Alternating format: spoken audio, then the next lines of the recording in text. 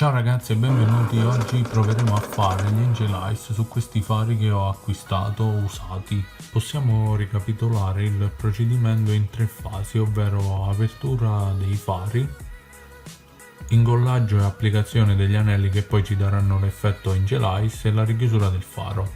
Io a queste tre fasi voglio aggiungere una quarta, ovvero pittare l'interno del faro di nero per un look più aggressivo. Riponiamo tutte le viti di apertura in dei contenitori così da non perderle e utilizzarle poi nella richiusura. L'apertura del faro è molto rognosa perché è tenuto attaccato da una colla, un mastice nero, quindi per farlo diventare malleabile lo dobbiamo scaldare con un fono, così sarà molto più semplice rimuoverlo.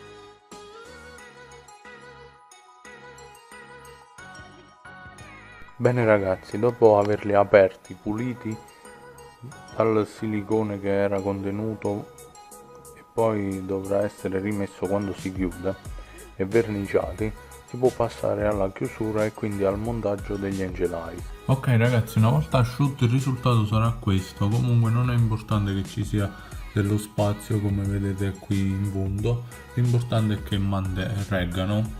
Se volete comunque potete fare un'altra passata con l'attack e oggi ci dedichiamo a pulire la parte che va a chiudere il faro, così da poter provare anche la chiusura come va. Iniziamo a scaldare e puliamo. E adesso andiamo ad effettuare un test con gli Angel Eyes montati sui fari vicino alla macchina. Bene ragazzi, effettuiamo il test di prova prima della richiusura finale. Avviciniamo anche il ricevitore. Ci sono anche venditori su internet che effettuano questo servizio di Angel Eyes, ma non li ho presi da loro e molto probabilmente risparmiate se li prendete da loro, ma li ho fatti io perché questi Angel Eyes che ho preso io cambiano colore, quindi volevo dare un effetto in più rispetto al solito bianco che praticamente vediamo su quasi tutti i veicoli. Infatti, come possiamo vedere, cambia colore. Funzionano perfettamente. E adesso procediamo al rimontaggio. Prima di procedere con la richiusura dobbiamo togliere il nero dalle campane, cioè da qui e lì che riflettono la luce, mentre qui no, perché sulla diciamo questo lenticolare no, perché come vedete in chiusura va a chiudere perfettamente sulla lente, quindi non c'è bisogno di toglierla da qui intorno.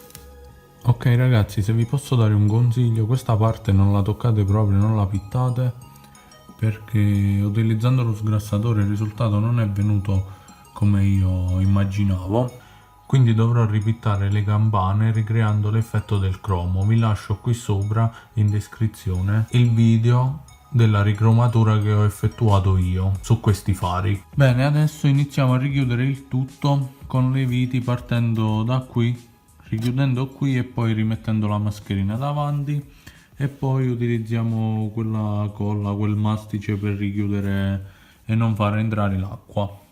Prima di richiudere vi consiglio di svitare queste diciamo viti per non far sì che la campana dentro tocca sulla cornice.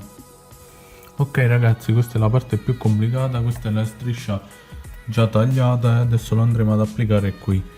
Siccome ci sono i fili intermedi sarà un po' complicato, se c'è qualcuno che può aiutarvi a mantenere questa parte superiore è meglio, altrimenti con calma e con pazienza si fa tutto. Bene, dopo averla inserita per bene iniziamo a scaldare con il fono e io vi consiglio di farla più lunga, tanto se avanza un po' la possiamo tagliare con le mani e comunque riempire tutto per bene. Bene, il primo è completato, adesso passiamo al secondo e due. Bene ragazzi, adesso procediamo con l'ultimo test prima di montarli, quindi con il fanale chiuso. Ho testato che non entrasse l'acqua. Adesso schiacciamo on puntando verso il ricevitore e si dovrebbero accendere on bianco, blu, verde e rosso. Ok, funzionano perfettamente, possiamo diminuire l'intensità oppure aumentarla. oppure cambiare anche altri colori, arancione, giallo, azzurro, viola